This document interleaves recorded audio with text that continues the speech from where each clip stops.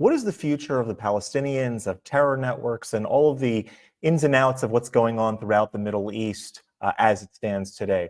Check out this clip with two of the foremost defenders of Israel, Mosab Hassan Yousef, the so-called son of Hamas, whose father was a founding member of Hamas, and Douglas Murray, the journalist who has extensive knowledge in that particular region. So take a look at this clip. Before you do that, hit that subscribe button over there in the corner. It really helps us out. Check this out.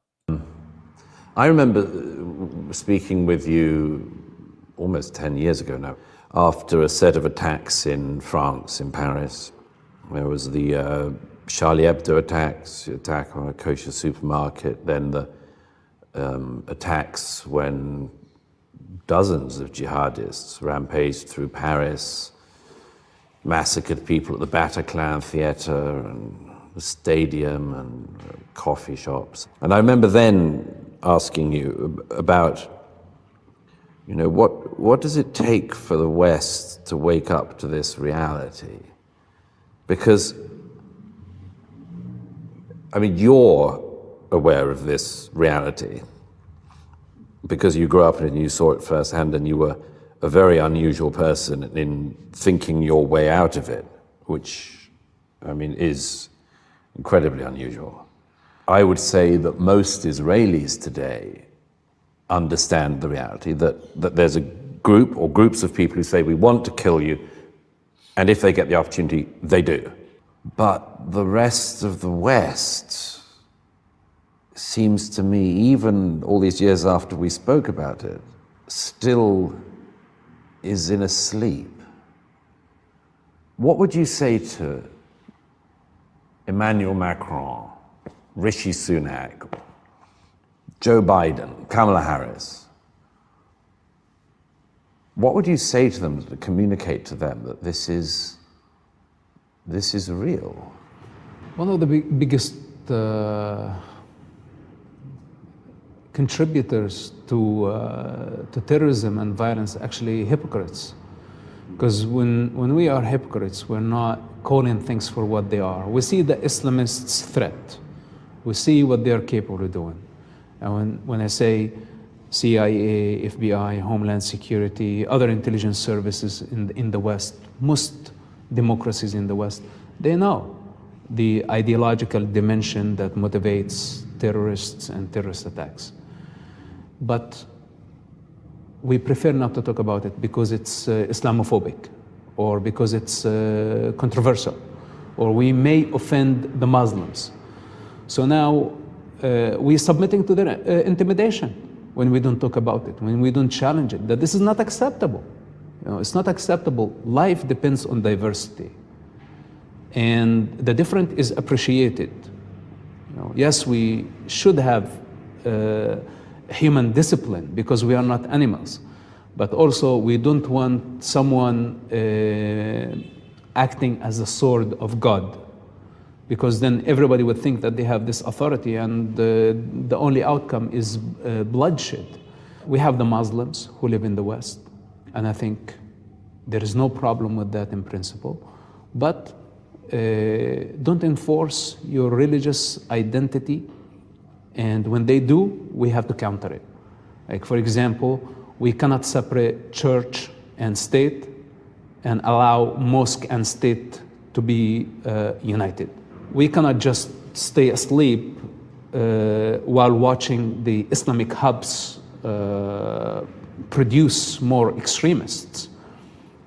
And today, you know, we have so many Islamic fanatics who actually preach through social media, through YouTube, and they are based in London, they're based in Paris, and they don't only advocate for a peaceful Islam, actually they're just preaching very dangerous, radical ideologies, the Muslim Brotherhood ideologies that is anti-West, that is anti-civilization, that is representing the 7th century mentality as an alternative to the modern world. And they are protected by the freedom of speech. But there has to be a limit to where you can preach such sick ideology. And I think most of the leaders are afraid, whether they are ignorant of the topic or they have short-term interest and they don't want to compromise this interest. They don't want to offend Muslim countries like Saudi Arabia or like Qatar.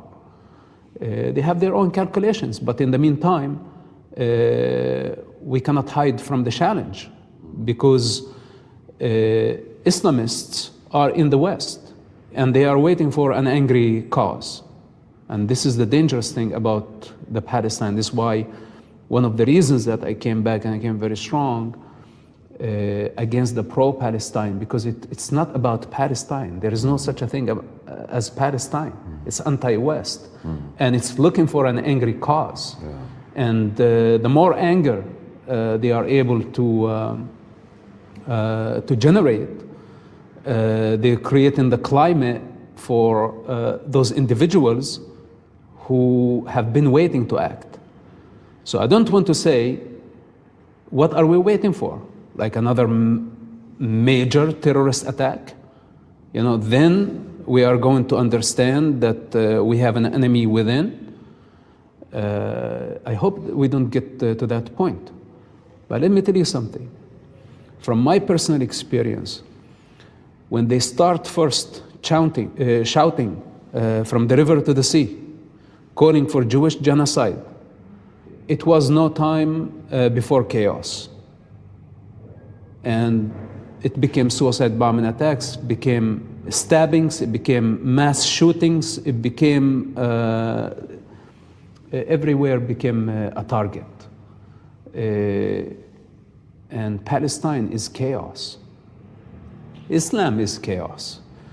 And of course, this is very hard to say, but I hope that people, we don't get to the point to see the things going completely out of control, to realize that we have individuals among us that we really need to leash, you know, that they cannot take advantage of the freedom. There is a limit. You know, you cannot advocate on behalf of terrorists and terrorist ideology by the name of freedom of speech. It's not acceptable.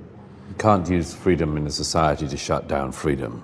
Yeah, absolutely, but because it's very hard to draw the line, and many people take advantage of this. Take for example, after 9/11, Muslims went into the hiding for almost a decade or more than this. They just hiding their identity, and after October 7, it was just next day they start demonstrating against Israel and against the West. In New York, in London, in Paris, everywhere. Within a week, they showed so much aggression.